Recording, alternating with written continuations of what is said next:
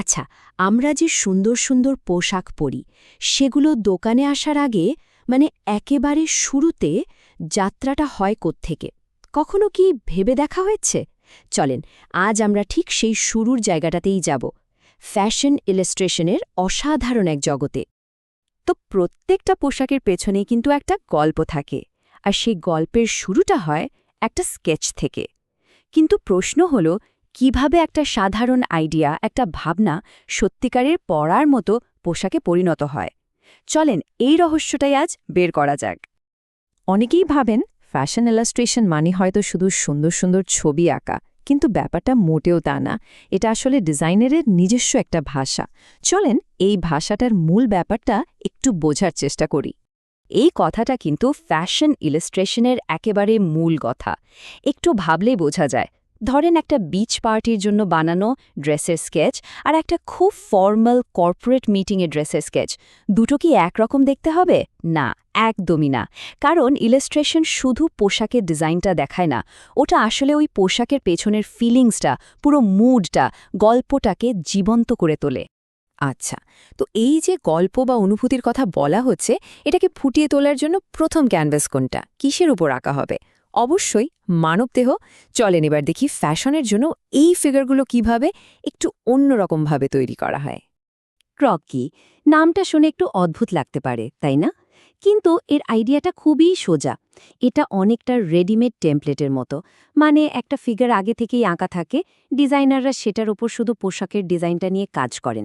এর ফলে বারবার ফিগার আঁকার পেছনে সময় নষ্ট করতে হয় না, আর পুরো ফোকাসটা থাকে ক্রিয়েটিভিটির উপর। ফ্যাশনের দুনিয়ায় কিন্তু রিয়ালিটির চেয়ে ড্রামাটা একটু বেশি গুরুত্বপূর্ণ। আর ঠিক এই কারণেই ফ্যাশন ফিগারগুলো বাস্তবসম্মত হয় না, বরং সেগুলোকে ইচ্ছে করে লম্বা আর অনেক বেশি স্টাইলিশ করে আঁকা হয়। এই যে লম্বা একটা ফিগার, এটা পোশাকটাকে আরও অনেক বেশি আকর্ষণীয় করে তোলে।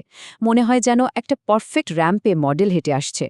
এখানেই কিন্তু ফ্যাশন ইন্ডাস্ট্রির একটা মজার ট্রিক লুকিয়ে আছে।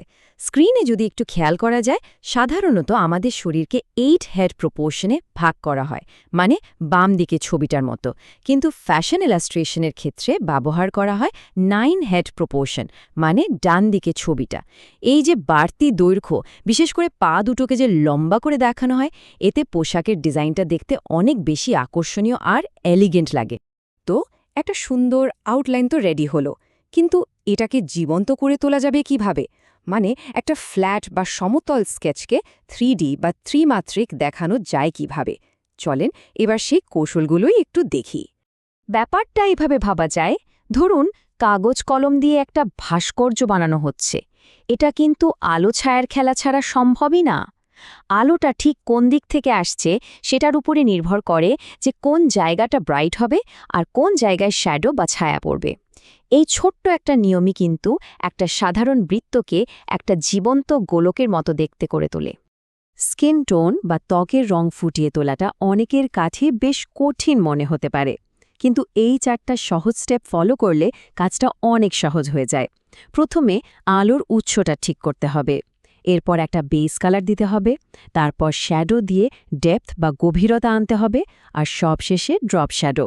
এই পদ্ধতিটা ধরে এগোলে যে কেউ কিন্তু খুব সহজে একটা রিয়েলিস্টিক স্কিন টোন ফুটিয়ে তুলতে পারে। চলেন এবার আমার মনে হয় সবচেয়ে ইন্টারেস্টিং পার্টটাতে যাওয়া যাক। সেটা হলো কাপড়ের টেক্সচার বা ধরনটা আঁকাতে ফুটিয়ে তোলা। একবার শুধু ভাবুন তো, একটা হালকা সিল্কের ওড়না বাতাসে উড়লে যেমন লাগে আর একটা ভারী উলের সোয়েটার পরলে যেমন লাগে, দুটোর ফিলিংস কি এক? একদমই না। একজন ভালো ইলাস্ট্রেটর শুধু কাপড়ের ছবি আঁকেন না, তিনি ওই কাপড়ের ফিল, সেটার ওজন, সেটার মুভমেন্ট বা গতি সবকিছুই ছবিতে ফুটিয়ে তোলেন, আর ঠিক তখনই ছবিটা জীবন্ত হয়ে ওঠে। এই পার্টটা আমার ব্যক্তিগতভাবে খুবই পছন্দের। শিল্পীরা যে কতটা ক্রিয়েটিভ হতে পারেন সেটা এখান থেকেই বোঝা যায়। যেমন ধরেন উলের জন্য ছোট ছোট ক্রস হ্যাচিং, ডেনিমের আসল ফিলটা আনার জন্য সত্যিকারের এক টুকরো ডেনিমের ওপর রেখে পেন্সিল ঘষা, আবার সিকুইনের ঝকমকে ভাব আনার জন্য গ্লিটার পেন। ভাবা যায়, এটা কিন্তু শুধু আঁকাআঁকি না, এটা পুরোটাই কৌশল আর বুদ্ধির খেলা। আচ্ছা, এতক্ষণ তো আমরা আঁকার বিভিন্ন টেকনিক দেখলাম, কিন্তু এই স্কেচগুলো কি শুধু ড্রয়িং খাতার মধ্যেই থেকে যায়? না, চলেন এবার দেখি এই আর্ট বা শিল্পটা কিভাবে ফ্যাশন ইন্ডাস্ট্রির কমার্শিয়াল জগতে একটা গুরুত্বপূর্ণ জায়গা করে নেয়। ফ্যাশন জগতে আসলে দুই ধরনের আকার খুব দরকার হয়। একটা হলো ফ্যাশন ইলাস্ট্রেশন, এটাকে অনেকটা কবিতার সাথে তুলনা করা যায়। এটা পোশাকের ভাব, আবেগ, সৌন্দর্য এগুলো তুলে ধরে। আর অন্যটা হলো ফ্ল্যাট স্কেচ, এটা হলো অঙ্কের মতো, মানে একদম নিখুঁত টেকনিক্যাল একটা গাইডলাইন, যেখানে প্রত্যেকটা সেলাই, বোতাম, পকেটের মাপ সবকিছু একেবারে সঠিকভাবে দেওয়া থাকে। তার মানে এই ইলাস্ট্রেশনগুলো শুধু আর্ট পিস হয়ে বসে থাকে না, এগুলো আসলে ফ্যাশন ওয়ার্ল্ডের কমিউনিকেশনের একটা মূল মাধ্যম। একজন ডিজাইনারের পোর্টফোলিও থেকে শুরু করে বড় বড় ম্যাগাজিনের পাতা পর্যন্ত সবখানেই এদের ব্যবহার আছে। মানে একটা ছবি দিয়েই একটা পুরো কালেকশনের আইডিয়া বা সামনে কোন ট্রেন্ড আসছে সেটারও একটা ধারণা দিয়ে দেওয়া যায়। তাহলে আমরা দেখলাম কিভাবে একটা ছোট্ট আইডিয়া থেকে একটা সম্পূর্ণ পোশাকের ডিজাইন জন্ম নিতে পারে। এই পুরো প্রক্রিয়াটা দেখার পর এখন হয়তো অনেকের মনে নতুন কোনো ডিজাইন উকি দিচ্ছে।